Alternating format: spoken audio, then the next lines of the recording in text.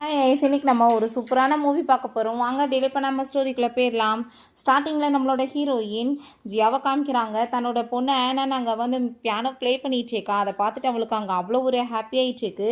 7 இயர்ஸாக நான் என்னோடய ஹஸ்பண்டோட சேர்ந்து இருந்தேன். பட் என் பொண்ணு இந்த லெவலுக்கு ஹாப்பியே இல்லை. நான் இப்போ அப்ராட்லேருந்து திரும்ப இப்போ தான் ரிட்டர்ன் வந்திருக்கேன். என் பொண்ணுக்கு இப்போ 13 வயசாயிருச்சு. ஹாஸ்டல் நடந்த மாதிரி சில விஷயங்கள் நடந்தால் நான் என்ன பண்ணுவேன்னு சொல்லிட்டு அவள் ரொம்பவே ஃபீல் பண்ணிகிட்ருக்கா. ஸோ அப்போ அங்கே அவளோட ஹஸ்பண்ட் வந்து அங்கே அவங்ககிட்ட மன்னிப்பு கேட்டிருக்கான். தன்னோட பொண்ணுகிட்டையுமே நான் உனக்கு பிடிச்ச பியானோ வாங்கிட்டு வந்திருக்கேன், பாரு நீ வந்து ப்ளே பண்ணுன்னு சொன்னதும் எனக்கு எதுவுமே தேவை கிடையாது, நீங்கள் வந்து உங்களோட பொண்ணு ஷூட்டை கொண்டு போய் நீங்கள் இதெல்லாமே கொடுங்கன்னு சொல்லிட்டு அவங்க ரொம்பவே இங்கே வந்துட்டு கோவப்பட்டிருக்கா. ஸோ இதெல்லாமே கேட்டுட்டாவே நீ ஏன் இப்படிலாம் பேசிகிட்டு இருக்க, எனக்கு வந்து நீ தான் பொண்ணு, எனக்கு வேறு யாரும் பொண்ணு கிடையாதுன்னு சொல்லிட்டு பேசும்போது ஹீரோயின் தயவு செஞ்சு நீ இங்கேருந்து போயிரு, இப்படிலாம் எங்களை தொல்லை பண்ணாதன்னு சொல்லியிருக்கா. ஸோ அவன் எவ்வளோ கெஞ்சினாலுமே எதுவுமே நடக்காமல் போயிருந்திருக்கு. இப்போ இங்கே பர்ஃபார்மன்ஸ் எல்லாம் பண்ணிட்டு இருக்கும்போது ஹீரோயின் ரொம்ப ஹாப்பியாகிட்டு வந்து கிளாப் பண்ணிட்டு இருக்கா. அப்போ தான் பாஸ்டில் என்ன நடந்துச்சுன்னு காமிக்கிறாங்க. நாங்கள் அவன்கிட்ட ப்ளீஸ்ப்பா எனக்கு ரொம்பவே ஆசையாக இருக்குது பியானோ ப்ளே பண்ணணும்னு, எனக்காக நீங்கள் அதை வாங்கி கொடுக்க முடியுமான்னு சொல்லிட்டு கேட்டதுமே அப்பாட்ட அவ்வளோ காசு கிடையாது, நான் வந்து காசு வந்ததுமே உனக்கு வாங்கி கொடுக்குறேன்னு நம்ம சொல்லியிருந்திருக்கான். ஹீரோயினும் அங்கே பொண்ணுமே சேர்ந்து ஸோ அதனால தான் அங்கே வந்து ரோட்டில் போய் அங்கே ஒர்க் பண்ணியிருந்திருக்காங்க. அம்மா எனக்காக நீங்கள் வந்து ஒரு பியானோ வாங்கி கொடுப்பீங்களான்னு சொல்லிட்டு அந்த பொண்ணு கேட்டதுமே நான் கண்டிப்பாக வாங்கி கொடுக்குறேன்னு சொல்லிட்டு ஹீரோயின் காசை கவுண்ட் பண்ணி பார்க்குறா. கொஞ்சம் தான் இருக்குது, பட் அதுக்குள்ளே ஏதாச்சும் கம்மியாக விலைக்கு கிடைச்சா வாங்கலாமேன்னு சொல்லி அங்கே வந்து போயிருக்கா வாங்குறதுக்காக. பியானோ பார்த்ததுமே அந்த பொண்ணுக்கு ரொம்ப பிடிச்சி போயிடுது. அதை பற்றி அங்கே வந்து கேட்டுட்டு இருக்கும்போது அதே இடத்துக்கு அங்கே பார்த்தா அங்கே ஷூவையும் அவளோட பொண்ணையுமே கூட்டிகிட்டு வந்திருக்கான். ஸோ அதெல்லாத்தையுமே அங்கே பார்த்துட்டு ஹீரோயினுக்கு ரொம்ப பெரிய ஷாக்காக இருது. அந்த பொண்ணுக்காக அங்கே பியானோ வாங்க வந்திருக்கான் போல். இப்போ நீ வந்து இல்லை நீ என்கிட்ட ஏமாற்றிட்டு இருந்தியா, என் பொண்ணு எவ்வளோ நாளாக ஆசைப்பட்டு கேட்டுட்ருக்கா, பட் நீ உனக்கு கண்ணுக்கு அது கொஞ்சம் கூட தெரியலையான்னு சொல்லிட்டு அவளுக்கு ரொம்பவே அங்கே வந்துட்டு டென்ஷன் ஆகிட்டுருக்கு. அப்போ அங்கே என்னாச்சுமா அப்படின்ற செட் அந்த பொண்ணு கேட்கும்போது அதெல்லாம் ஒன்றும் இல்லைன்னு சொல்லிட்டு நம்ம ஹீரோயின் எவ்வளோ வேலை இந்த பியானோன்னு சொல்லிட்டு கேட்டால் 8 மில்லியன், பட் இதை ஆர்டர் பண்ணியிருக்காங்கன்னு சொல்கிறாங்க. ஸோ அவன் தான் அந்த பொண்ணுக்காக ஆர்டர் பண்ணியிருக்கான் போல்.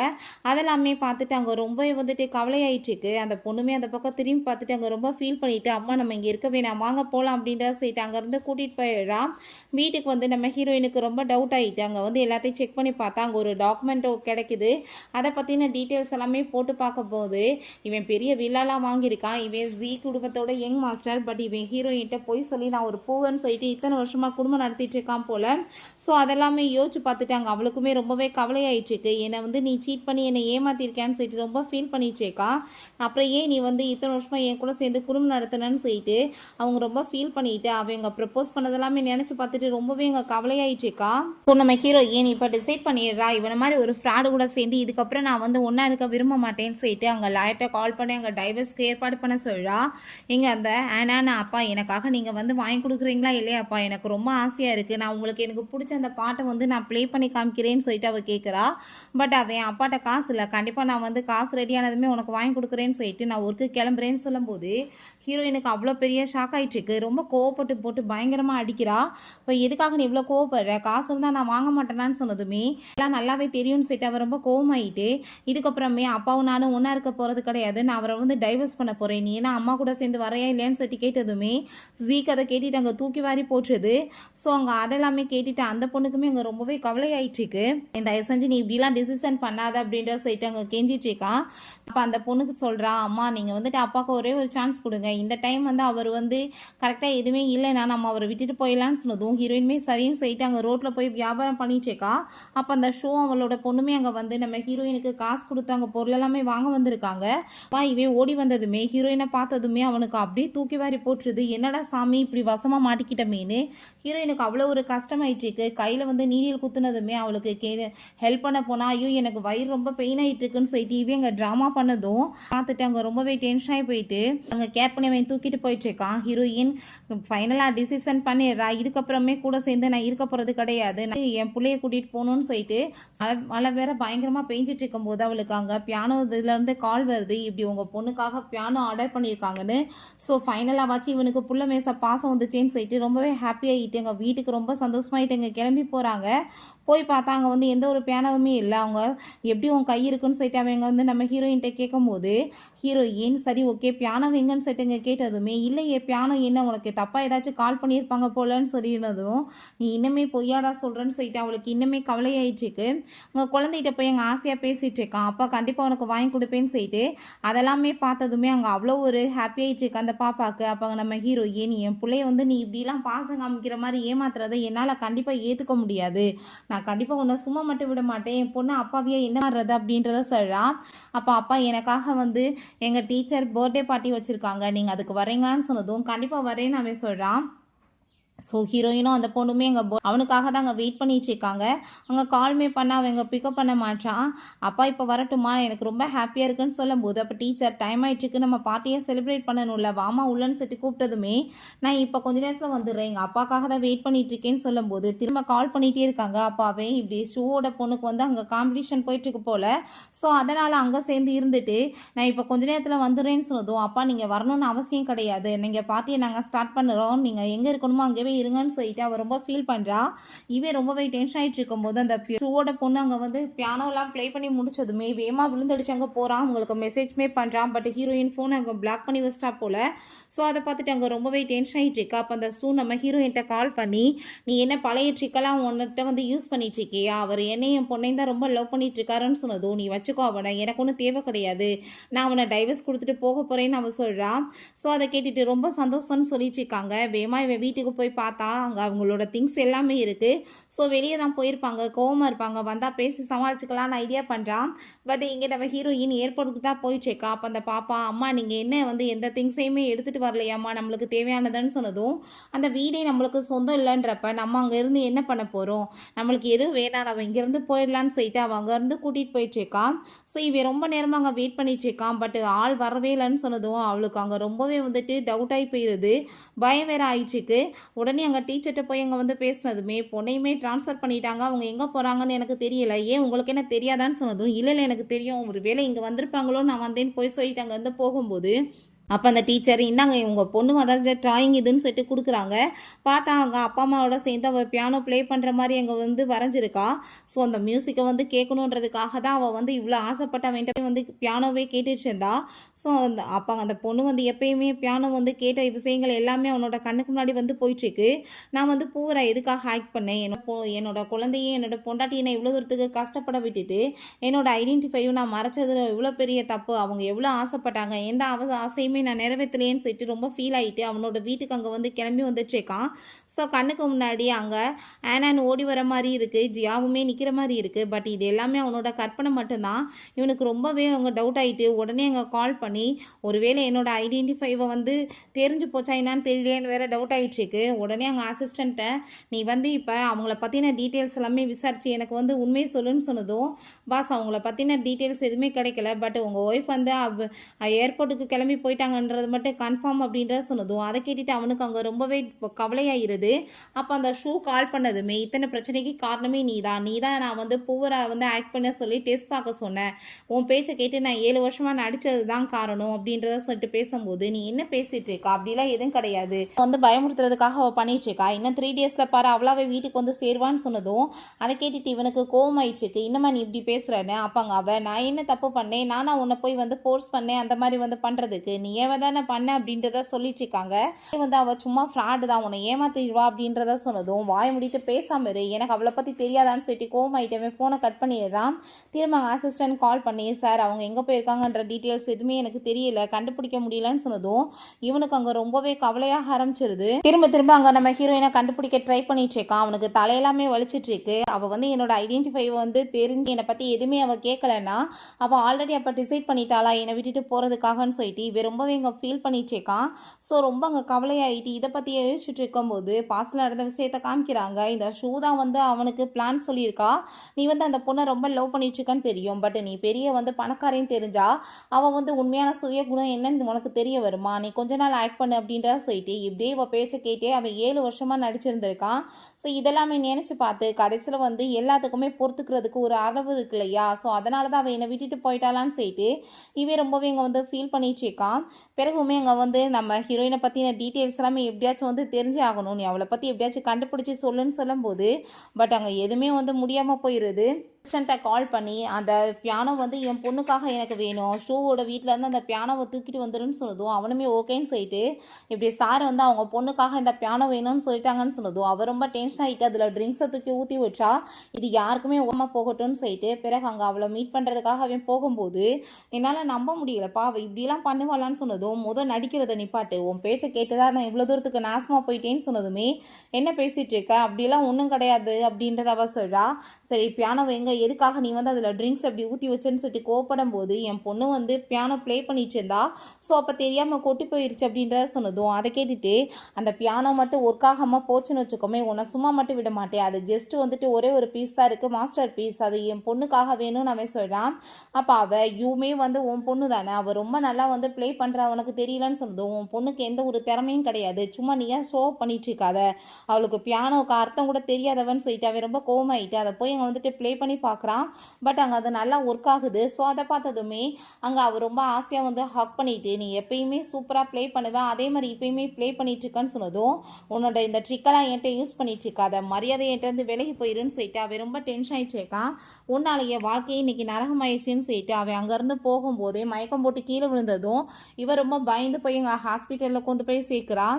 டாக்டர்கிட்ட என்னாச்சுன்னு சொல்லிட்டு இவருக்கு கேட்கும்போது ஒன்றும் கவலைப்படாதீங்க மேடம், ஜஸ்ட் வந்துட்டு அவருக்கு ப்ரெஷர்னால இப்படி வந்து ஆயிருக்கு, வேற ஒன்றும் கிடையாதுன்னு சொல்கிறப்ப நீ எதுக்காக அவ்வளோ தூரத்துக்கு கவலைப்பட்டுட்டு இருக்க, வந்து கவலையெல்லாம் படாத, இங்கே பாரு யூ உன்னை வந்து பார்க்கறதுக்காக வந்திருக்கா, உனக்கு உடம்பு முடியலன்னு கேள்விப்பட்டதுமே அவளுமே பயந்து போய் கூட சேர்ந்து வந்துட்டான்னு சொன்னதும் அந்த பொண்ணுமே அப்பான்னு சொல்லிட்டு எங்கே பேசிகிட்டு இருக்கா, நீங்கள் வந்துட்டு நடிக்கிறது நிப்பாட்டிட்டு கிளம்புங்கன்னு சொல்லும்போது அப்பா எனக்கு இந்த ட்ரெஸ் ரொம்ப பிடிச்சிருக்கு, எனக்காக இதை வாங்கி கொடுக்க முடியுமான்னு ஒரு ட்ரெஸ்ஸை காமிச்சா அதை பார்த்துட்டு அவனுக்கு அங்கே ரொம்பவே கோவமாயிடுச்சுக்கு, உனக்கு எதுக்கு நான் வாங்கி கொடுக்கணும், போய் உங்கள் அம்மாவை போய் வாங்கி கொடுக்க சொல்லுன்னு சொன்னதும் அந்த பொண்ணு அப்படியே அழுது அங்கே ட்ராமா பண்ணிட்டு இருக்கா.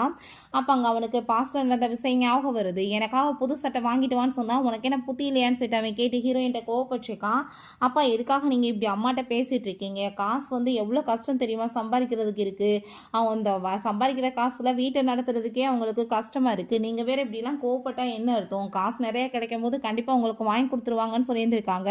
இல்லை வந்து ஒரு நல்ல ட்ரெஸ் கூட போட முடியாமல் கஷ்டப்படுற லெவலுக்கு நான் விட்டுட்டேனேன்னு சொல்லிட்டு அவனுக்கு ரொம்ப அங்கே கவலையாயிட்டுருக்கு. அப்போ அங்கே அவள் போகும்போது இந்த ஜி வந்து இப்போ நம்மளுக்கு சைன் பண்ணி கொடுத்தான் இல்லையா, அதெல்லாமே இதை இப்போ ஆக்டிவேட் ஆக்கி என்னோட பேரில் எல்லாத்தையுமே மாற்ற வேண்டிய நேரம் வந்துருச்சுன்னு சொல்லிட்டு அவள் யார்ட்டையும் அங்கே இன்ஃபார்ம் பண்ணி போயிட்டுருக்கா.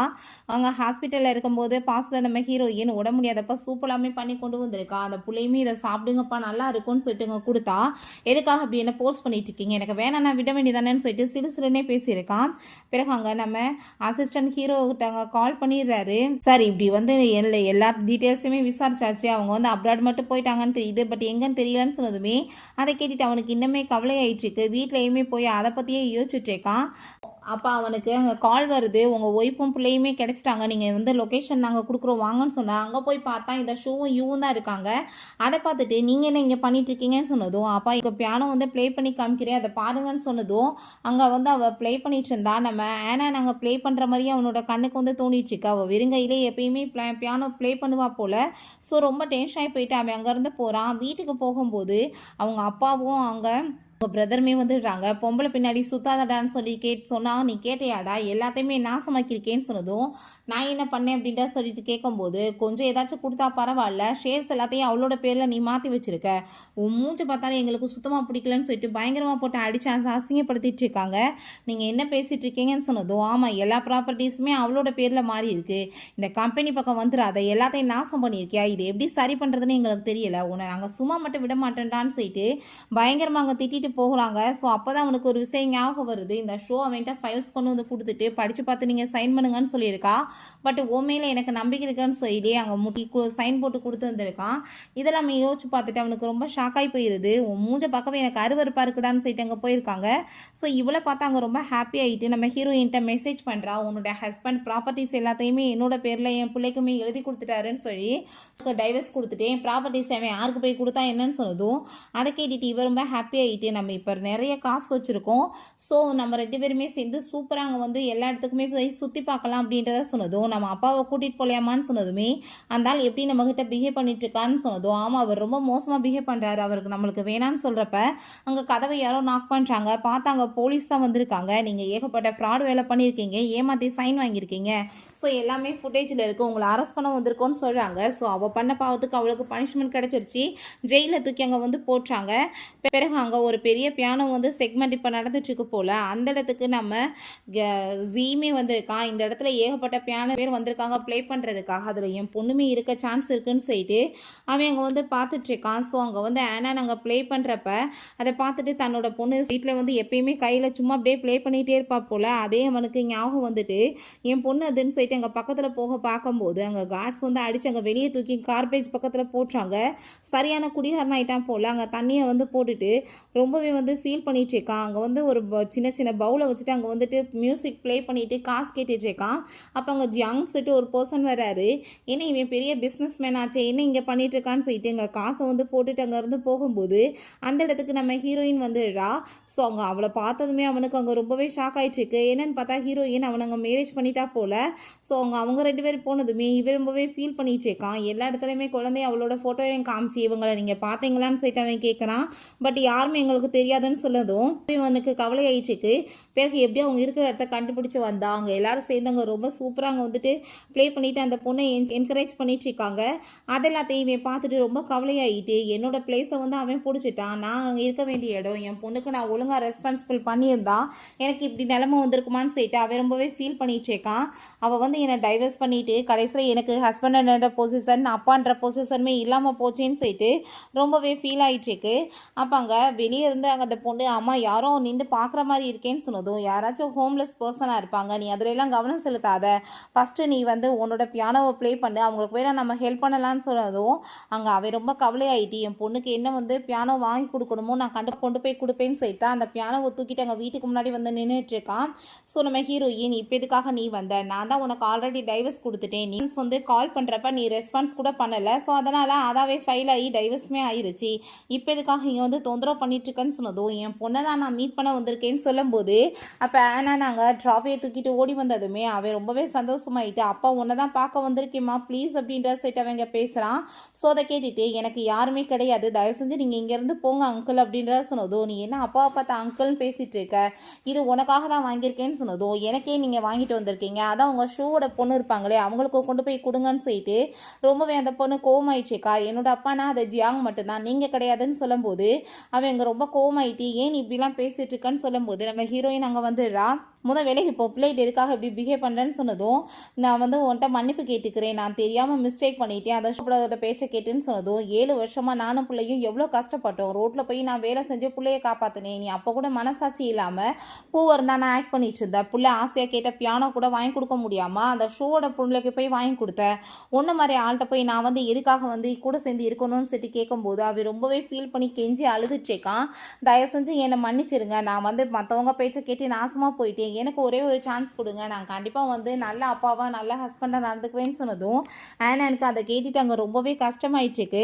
அப்போ அங்கே நம்ம ஜியாங்மே வந்துடுறான். என்ன பிரச்சனைன்னு சொல்லும்போது அப்போ அங்கே நம்ம ஹீரோயின் நடந்த எல்லாத்தையுமே சொன்னதும், இத்தனை வருஷமாக அவள் கூட சேர்ந்து இருந்து நீ அவள் வாழ்க்கையை நாசமாக்குனது பத்தாதுன்னு இப்போ வேற வந்து இப்போ தொந்தரவு பண்ணிட்டு இருக்கியா, அவள் என்னோட பொண்டாட்டி, நான் வந்து அவளை மேரேஜ் பண்ணிட்டேன்னு சொன்னதும் அதை கேட்டுட்டு கண்டிப்பாக நான் இதை ஏற்றுக்கவே மாட்டேன்னு சொல்லிட்டு அவன் ரொம்ப கோவப்படுறான். 7 வருஷமாக என் கூட இருந்திருக்கா, இப்போ கொஞ்ச நாள் தானே உன் கூட இருக்கா, நான் வந்து அவளை நல்லபடியாக வச்சுக்குவேன் விட்டுன்னு சொல்லும்போது ஹீரோயின் சொல்கிறா, ஒரு விஷயம் உனக்கு சொல்லவா, அவனுக்கு எப்பயுமே என்னோட மேலே வந்து ஃபீலிங்ஸ் இருந்துட்டு தான் இருந்துச்சு, பட் வந்துட்டு உன்னை நான் அவளை மேரேஜ் பண்ணிக்கிட்டேன்னு தெரிஞ்சதுமே அவன் என்னை டிஸ்டர்பே பண்ணலை, என்னை வந்து விட்டு விலகி போயிட்டான், பட் நான் வந்து திரும்ப வந்து கஷ்டப்படும் போது தான் அவன் என்னை பார்த்து எனக்கு வந்து ஹெல்ப் பண்ணான்னு சொன்னதுமே அதை கேட்டுட்டு அவன் நான் கண்டிப்பாக இதை ஏற்றுக்க முடியாதுன்னு சொன்னதுமே நீ என்ன ஏற்றுக்கிறதுன்னு சொல்லிட்டு அங்கே ரொம்பவே ஜாங்கு கோவமாயிட்டுருக்கு. பொண்டாட்டி பிள்ளையும் வந்து பார்க்காம தெருவில் விட்டவனுக்கு என்னடா வாய் பேச்சுன்னு சொல்லிட்டு ஸோ அங்கே ஒரு பாசிட்டிவ் லாஸ்ட்டாக காமிக்கிறாங்க அந்த பிள்ளை வந்து அங்கே தெருவில் கூட்டிகிட்டு போய் அங்கே வந்து சும்மா சிங்கிங் பண்ண வச்சுருந்துருக்கா. ஸோ எல்லோரும் பாராட்டிட்டு இருக்கும்போது அந்த இடத்துக்கு நம்ம ஜியாங்குமே வந்திருக்கான். அவங்கள அங்கே அப்படி இருக்கும்போதே அவனுக்கு ஹார்ட்டில் பெயின் ஆகி மயக்கமானதும் யாருமே அங்கே ஹெல்ப்க்கு வரலை. ஸோ நம்ம ஹீரோயினும் அந்த குழந்தையும் தான் கூட்டிகிட்டு போய் அவனை அங்கே காப்பாற்றிருக்காங்க. அப்போ இருந்தே அங்கே 2 பேத்துக்குள்ளேயுமே ஒரு நல்ல பழக்கமாகி அதுக்கப்புறம் தான் அங்கே வந்து மேரேஜ்மே பண்ணியிருக்காங்க. என் லைஃப்பில் கிடைக்காத சந்தோஷங்கள் எல்லாத்தையுமே ஜியாங் தான் எனக்கு கொடுத்தான் அப்படின்றத ஹீரோயின் சொல்கிறா. அந்த ஆனான்மே நான் எப்படி வந்து ஆசைப்பட்டேனோ அப்பா வேணும்னு அதே மாதிரி அங்கே ஜியாங் தான் நடந்துக்கிட்டாரு. அவர் தான் என்னோட அப்பா, நீங்கள் கிடையாது அப்படின்ற சொன்னதும் நீ அப்பாட்ட இப்படிலாம் பேசாத, அப்பாவுக்கு ஒரே ஒரு சான்ஸ் கொடுன்னு சொல்லிட்டு அவன் கெஞ்சுறான். பட் ஹீரோயின் உன்ட்ட எனக்கு எதுவுமே பேச விருப்பம் கிடையாது, தயவு செஞ்சு நீ பேசாமல் இங்கேருந்து போயிருன்னு சொன்னதுமே அதை கேட்டுட்டு அவங்க ரொம்பவே ஃபீல் பண்ணிட்டு இருக்கான். ப்ளீஸ் நீ இப்படிலாம் பிஹேவ் பண்ணாத, நான் உன்னை நல்லபடியாக பார்த்துக்குவேன், எனக்கு வந்துட்டு ஒரே ஒரு சான்ஸ் கொடுன்னு சொல்லிட்டு கையெடுத்து கெஞ்சிட்டு இருக்கான். அப்போங்க ஜியாங் இதுக்கப்புறமே நீ தொந்தரவு பண்ணேன்னா நான் கண்டிப்பாக உன்னை சும்மா விட மாட்டேன், மரியாதை இங்கேருந்து போயிருன்னு சொல்லும்போது அவன் ரொம்ப ஃபீல் பண்ணிவிட்டு அங்கேருந்து போகிறான். இவங்க எல்லாருமே அங்கே உள்ளே போகிறத பார்த்துட்டு அவ்வளோ ஈஸியாக நான் கிவ் அப் பண்ண மாட்டேன், உன்னை எப்படியாச்சும் திரும்பி என்னோட வாழ்க்கையில் கொண்டு வரணும்னு சொல்லிட்டு அவன் யோசிச்சுட்டு இருக்கான். நெக்ஸ்ட் டே அங்கே வந்துட்டு சூப்பராக அங்கே ப்ளே வந்து பண்ணிட்டு இருக்கா. எல்லாருமே சேர்ந்து அங்கே பாராட்டிட்டு இருக்கும்போது ஒரு பர்சன் வந்து ஒரு பாட்டை வந்து சொல்லியிருக்காங்க, அதை ப்ளே பண்ணால் 10 மில்லியன் கொடுக்குறேன்னு சொல்லியிருக்காங்கன்னு சொன்னதும் ஒரு பாட்டுக்கு போய் 10 மில்லியனான்னு சொல்லிட்டுங்க கேட்கும்போது அந்த பாட்டை சொன்னதுமே புரிஞ்சுக்குது அது வேற யாரோட வேலை கிடையாது, நம்ம ஜியோட வேலை தானே. நம்ம ஹீரோயின் அவன் எங்கே இருக்கான்னு சொல்லிட்டு பார்த்தா அங்கே ஆள் இல்லை, ஓரமாக தான் நின்றுட்டு இருக்கான் போல. இப்போ அவன் என்ன பண்ணுவா, ஒருவேளை இந்த பாட்டை வந்து அவள் ப்ளே பண்ணானா அவங்க அப்பாவை மன்னிச்சிட்டான்னு அர்த்தம், இல்லைனா அவள் எப்பயுமே மன்னிக்கலன்னு அர்த்தம்னு சொல்லிட்டு அங்கே வந்துட்டு அவள் யோசிச்சுட்ருக்கா. பட் அந்த பொண்ணு எல்லார் முன்னாடியுமே எழுந்திரிச்சு எனக்கு வந்துட்டு அந்த 10 மில்லியன் காசு தேவை கிடையாது, இது ஒரு சின்ன பாட்டு தான், இதுக்காக அப்போ வந்து நம்ம மியூசிக் வந்து ப்ளே பண்ணி அந்த காசு வாங்கணும்னு அவசியம் கிடையாது, எனக்கு அது விருப்பமே கிடையாதுன்னு சொன்னதுமே அதை கேட்டுட்டு அங்கே இருக்க எல்லாருமே என்னப்பா இவ்வளோ பெரிய ஒரு பியானோ வாசிக்கிற பொண்ணுக்கு அந்த மியூசிக்கை வந்து ப்ளே பண்ண முடியாதான்னு சொல்லிட்டு இங்கே கேட்கும்போது அப்போ அவங்க திரும்ப அங்கே அனௌன்ஸ்மெண்ட் பண்ணுறாங்க, அந்த பாட்டு இல்லைனாலும் பரவாயில்ல, 10 மில்லியனை வாங்கலான்னு பரவாயில்ல, வேறு ஒரு பாட்டை அவங்க சொல்லியிருக்காங்க, அதை வந்து ப்ளே பண்ண முடியுமான்னு சொல்லிட்டு கேட்கும்போது அப்போ அந்த பொண்ணுமே சரி ஓகே நான் அதை ப்ளே பண்ணுறேன்னு சொல்லிட்டு அங்கே வந்து ப்ளே பண்ணிட்டு இருக்கா. ஸோ அங்கே அவனுக்கு ரொம்பவே ஃபீல் ஆகிடுது. அப்படின்னா இவன் என்னை இப்போ வரைக்குமே மன்னிக்கலை, என்னை ஏற்றுக்கவும் மாட்டாளான்னு சொல்லிட்டு ரொம்ப கவலையாயிட்டுருக்கு. திரும்ப அவங்க 2 பேருமே சேர்ந்து கிளம்பி வெளியே வரும்போது நம்ம ஹீரோயின் இப்போ நீ இதெல்லாம் பண்ணி என்ன வந்து காட்டணும்னு பார்க்குற, ஒரு பாட்டுக்கு 10 மில்லியன் கொடுத்த உடனே உன் பணத்தை பார்த்துட்டு நாங்கள் பின்னாடி வந்துடுவோம் நீ நினைக்கிறியான்னு சொல்லிட்டு அங்கே கேட்கும்போது அதெல்லாம் இல்லை, நான் என்னை பொண்ணு தான் பார்க்க வந்திருக்கேன்னு சொல்லிட்டு அங்கே சில டாக்குமெண்ட்ஸ்லாம் கொடுக்குறான். அதில் 10 பில்லியனுக்கான சொத்து ப்ராப்பர்ட்டிஸ் இருக்குது, இது எல்லாமே என்னோட பொண்ணுக்கு தான், அவள் தான் என்னோட ஒரே பயாலஜிக்கல் டாட்டர்னு சொன்னதும் நீ இப்படி ப்ராப்பர்ட்டிஸை கொண்டு வந்து கொடுக்குறதுக்கு முன்னாடி உன் குடும்பத்தில் இருக்கவங்ககிட்டையும் கேட்டுக்கணும்னு நினைக்கிறேன், அவங்களுக்குமே இதில் எல்லாமே பங்கு இருக்குது, அவங்கள மீறி நீ எப்படி இதெல்லாம் பண்ணுவேன்னு சொன்னதும் என் பொண்ணுக்கு கொடுக்குறதுக்கு அவங்க யார் இதெல்லாமே பேசுகிறதுக்கு அப்படின்றதாவே சொல்கிறான். அது நீ ஏற்றுக்கிற இல்லை அப்படின்ற சிட்டங்க கேட்கும்போது அந்த பாப்பா அதை எல்லாத்தையுமே அங்கே பார்த்துட்ருக்கா.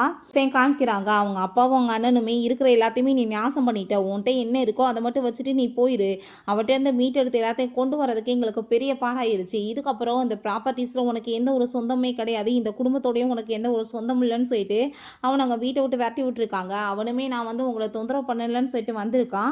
ஸோ அதனால தான் இருக்கிற சொத்தை எல்லாத்தையுமே பொண்ணுக்கு கொடுத்துட்டு போயிடலான்னு சொல்லிட்டு அவங்க வந்துட்டு அவட்ட அங்கே கெஞ்சிட்டு இருக்கும்போது அங்கே நம்ம ஹீரோயின் இந்த ப்ராப்பர்ட்டிஸ் ஒன்று எங்களுக்கு வேணான்னு சொன்னதுமே அப்போ அந்த பாப்பாவுமே அங்கிள் இந்த சொத்தெல்லாமே நீங்கள் என்கிட்ட கொடுக்கணும்னு அவசியம் கிடையாது, பட் இதை வச்சு நான் வந்து என்ன பண்ண போகிறேன், 10 மில்லியனுக்கான சொத்து எனக்கு வேணாம், எனக்கு என்ன வேணுமோ நானே சம்பாரிச்சுக்கிறேன், எனக்கு அப்பா இருக்காங்க அம்மா இருக்காங்க, நான் இதை பற்றி யோசிச்சு வேணா உங்களுக்கு முடிவு சொல்கிறேன்னு சொல்லிட்டு அந்த டாக்குமெண்ட்டை தூக்கி போட்டுட்டு போனதுமே அதை பார்த்துட்டு அவனுக்கு ரொம்பவே கவலையாயிடுச்சுக்கா. அப்போ ஹீரோயின் உனக்கு புரிஞ்சிருக்குன்னு நினைக்கிறேன், அவன் உன்னை எப்பயுமே மன்னிக்க மாட்டேன்னு சொல்லிட்டா, என்ன இதுக்கு காரணம் யாரு, நீ தான், அவன் இந்த லெவலுக்கு மாறி போயிருக்கானா ஒரு சின்ன பிள்ளை, அதுக்கு வந்து நடந்துக்கிட்டது யாரு நீ தானேன்னு சொல்லிட்டு அங்கே ரொம்பவே வந்துட்டு ஹீரோயினும் கோவமாயிடுச்சேக்கா. அந்த பாப்பா தயவு செஞ்சு எங்களை வந்து திரும்ப நீங்கள் வந்து எல்லாத்தையும் கொடுக்குறேன்னு சொல்லிட்டு தொல்லை பண்ணிட்டு இருக்காதீங்க, ரொம்பவே ஃபீல் பண்ணிட்டு நான் வந்து லைஃப்பில் எல்லாமே இப்போ இழந்துட்டேனேன்னு சொல்லி ரொம்பவே இங்கே கவலையாயிட்டு அங்கே வெளியே வந்து ஒரு இடத்துல உட்காந்து ரொம்பவே ஃபீல் பண்ணிட்டு இருக்கான். அங்கே ஒரு பர்சன் வந்து அங்கே ப்ளே பண்ணிட்டு இருக்காங்க, அதை அவன் பார்த்துட்டு இருக்கும்போது நம்ம ஹீரோயினும் அந்த ஏனானுமே கூட சேர்ந்து அங்கே போயிட்டுருக்கவங்க அங்கே பேசிட்டு போகும்போதே இவனுக்கு அங்கே ஒரே இருமலாக வந்ததுமே ஒரே பிளட்டாக வந்துட்டுருக்கு. ஸோ ஹீரோயினுக்கு அதை பார்த்துட்டு அங்கே ரொம்பவே கஷ்டமாயிட்டுருக்கு. நீ என்ன உன்னோட அப்பாவுக்கு ஒரு சான்ஸ் கொடுத்து அவனை மன்னிக்கணும்னு நினைக்கிறியா, நீ போய் வேணாலும் பேசு அப்படின்ற சொன்னதும் அம்மா நீங்கள் என்ன பேசிகிட்டு இருக்கீங்க, அப்பானா எனக்கு ஜியாங் மட்டும்தான், அந்த அங்கிள் எப்படி போனால் நம்மளுக்கு என்ன, இதெல்லாம் பார்க்குறது கூட எனக்கு விருப்பம் கிடையாதுன்னு சொல்லிட்டு அங்கேருந்து போயிட்டுருக்காங்க. ஸோ இங்கே ஹீரோயினுக்குமே ஒரு பக்கம் அவனை இந்த நிலைமையில பார்த்துட்டு கவலையாக தான் இருக்குது. இருக்குது. இதுக்கு அவன் நிலைமை மோசமாச்சுன்னா அவன் மட்டும்தான் காரணம்னு சொல்லிட்டு அவன் ரொம்பவே ஃபீல் பண்ணிட்டு இருக்கா. அங்கே போகும்போது பார்த்துட்டு அவனுக்கு கவலையாயிட்டு இருக்கு. என் லைஃப்பில் இதுக்கப்புறம் நான் உங்களை வந்து தொந்தரவு பண்ண மாட்டேன். என் லைஃப்லேயுமே நான் இப்போ லாஸ்ட் ஸ்டேஜில் இருக்கேன். ஏன்னா எனக்கு லங் கேன்சர் இருக்குது. நான் எப்போ வேணாலும் செத்து போனாலும் சொல்லிட்டு அவன் ரொம்ப ஃபீல் பண்ணிட்டு இருக்கான். வீட்டுக்கு போனால் அங்கே ஜியாங் ரொம்ப சூப்பராக சாப்பாடு எல்லாமே ரெடி பண்ணி வச்சுட்டு நான் செம்மையாக சமைச்சிருக்கேன், நல்லா சாப்பிட்டு என்ஜாய் பண்ணுங்கன்னு சொன்னதும் உங்கள் தாத்தா சொல்லியிருக்காரு உன் குக்கிங் ஸ்கில்லே நல்லா இருக்காதாமேன்னு சொன்னதுமே யார் சொன்னது, நான் சூப்பராக சமைப்பேன், அவருக்கு சமைக்கவே தெரியாது, ஸோ போராம் பட்டுக்கிட்டு அவர் இந்த மாதிரிலாம் வந்து பேசியிருக்காரு அப்படின்ற விஷயத்தை அங்கே சொல்கிறான். நீங்கள் சாப்பிட்டு பாருங்கன்னு சொல்லும்போது அங்கே சாப்பிட்டு பார்த்தா ரொம்ப சாப்பாடு சூப்பராக இருக்குது அப்படின்ற சேர்த்து என்ஜாய் பண்ணிட்டு இருக்காங்க. அப்போ ஹீரோயினுக்கு ஒரு மெசேஜ் வருது. அதை பார்த்ததுமே அங்கே அவளுக்கு மைண்டே அப்செட் ஆகிடுது. ஜியாங் நோட்டீஸ் பண்ணிவிட்டு என்னாச்சு ஏன் ஒரு மாதிரியா இருக்க, என்ன வந்து விஷயம்னு சொல்லிட்டு கேட்கும்போது கண்ட்ரி சைடில் என்னோட ஒருத்தவங்களுக்கு ரொம்ப உடம்பு முடியலையாம்ப்பா, ரொம்ப சீரியஸான கண்டிஷனில் இருக்காங்க அப்படின்றத சொன்னதும் நீ ஏன் கவலைப்படுற, நம்மகிட்ட இல்லாத காசா நமக்கு நல்லான்னு சொல்கிறான். அப்போ அங்கே ஏனாலுமே அம்மா இந்த காசு வந்து நான் சம்பாரிச்சது, இதை கொண்டு போய் அவங்களுக்கு கொடுங்க, இதில் 10 மில்லியன் இருக்குது, அவங்களுக்கு ட்ரீட்மெண்ட்டுக்கு உதவுன்னு சொன்னதும் ஹீரோயினுக்கு அதை கேட்டுட்டு கண்டிப்பாக நாளைக்கே போய் கொடுக்கலான்னு சொல்லிட்டு ஹாப்பியாகிட்டுருக்கா. இவங்க எல்லாருமே சாப்பிட்டுட்டு ரொம்ப சந்தோஷமாயிட்டு இருக்காங்க. இவனை பார்த்தா ஹாஸ்பிட்டலில் ரொம்ப சீரியஸாக இருக்கும்போது அப்போ அங்கே டாக்டர் சொல்கிறாங்க உண்மையிலே நீங்கள் கொடுத்து வச்சவங்க யாருன்னே தெரியல, ஒரு அம்மாவும் பொண்ணு வந்தாங்க, ரொம்பவே நல்லவங்களா இருக்காங்க, உங்களுக்காக 10 மில்லியன் காசை வந்து கொடுத்துட்டு போயிருக்காங்க, பட் வந்துட்டு உங்களுக்கு வந்து அவங்க பேரை எதுவும் சொல்ல வேணான்னு சொல்லிட்டு போயிட்டாங்க, உங்களை கண்டிப்பாக வந்து ட்ரீட்மெண்ட் பண்ணி காப்பாற்றுறதுக்குமே வாய்ப்பு இருக்குன்னு சொல்கிறாங்க. ஸோ இவனை பார்த்து அங்கே ரொம்ப ஃபீல் பண்ணிட்டு வேறு யாராக இருப்பாங்க, என் பொண்டாட்டி பிள்ளை தான் வந்து என்னை பார்க்க வந்திருப்பாங்க, மற்றவங்க பேச்சை கேட்டு நான் நாசமாக போய் என் வாழ்க்கையை இப்போ நரகத்தில் முடிய போகுது, நான் வந்து ரொம்பவே இப்போ ஃபீல் பண்ணிட்டு இருக்கேன், எனக்கு வேறு யார் வந்து உதவி பண்ணுவாங்கன்னு சொல்லிட்டு அவன் ரொம்பவே ஃபீல் பண்ணிவிட்டு அப்படியே அழுதுட்ருக்கான். ஓகே ஃப்ரெண்ட்ஸ், இப்படியே இந்த மூவியுமே கம்ப்ளீட் ஆயிடுச்சு. இந்த வீடியோ உங்களுக்கு பிடிச்ச கண்டிப்பாக லைக் பண்ணுங்கள், ஷேர் பண்ணுங்கள், கமெண்ட் பண்ணுங்கள் அண்ட் ப்ளீஸ் சப்ஸ்கிரைப் பண்ணுங்கள். Bye guys.